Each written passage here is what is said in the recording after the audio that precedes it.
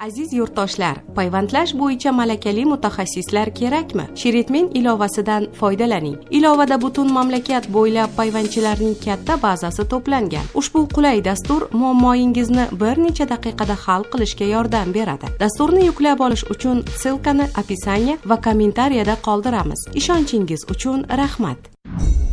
Farg'ona viloyati Do'stlik chegara postida Baxti Tashkentskiyga yaqin jinoiy aloqasi bo'lgan Doston Halilov ushlandi. Bu haqda viloyat ichki ishlar boshqarmasi axborot xizmati xabar berdi. Qayd etilishicha, u Farg'ona viloyati ichki ishlar boshqarmasi hamda davlat xavfsizlik xizmatlari xodimlari tomonidan uyushgan jinoiy guruhlarning faoliyatiga chek qo'yish va kriminogen vaziyatni barqarorlashtirish bo'yicha olib borilayotgan chora-tadbirlar davomida ushlangan. Baxti Tashkentskiy laqabli Qudratullayev Baxtiyor Zaparovichga yaqin jinoiy aloqasi bo'lgan Farg'ona shahrida yashovchi, 1992-yilda tug'ilgan.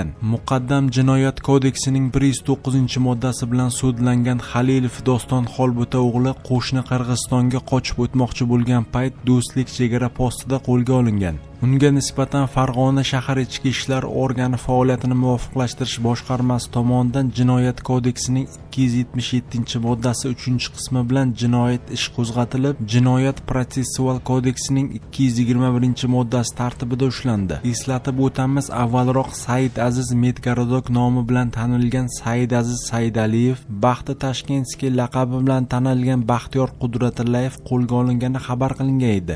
Shuningdek, Toshkentda Salimboy va Salimboyevcha laqablari bilan tanilgan Salim Abduvaliyev ham tekshiruvga jalb etilgani ma'lum bo'ldi. Manbalarga ko'ra 73 yoshli tadbirkor ustidan tergovga qadar tekshiruv o'tkazilmoqda. Shavkat Mirziyoyev qisqa muddatli ta'tilga chiqdi. Bu haqda Prezident matbuot kotibi ma'lum qildi. Xabarga ko'ra, Shavkat Mirziyoyev 2023-yil 4-dekabrdan qisqa muddatli mehnat ta'tiliga chiqdi. Eslatib o'tamiz, Shavkat Mirziyoyev 2021-yil yanvar oyida qisqa muddatli ta'tilda bo'lgan edi. Shuningdek, davlat rahbari 2019-yil avgustda ham qisqa muddatli mehnat ta'tiliga chiqqandi.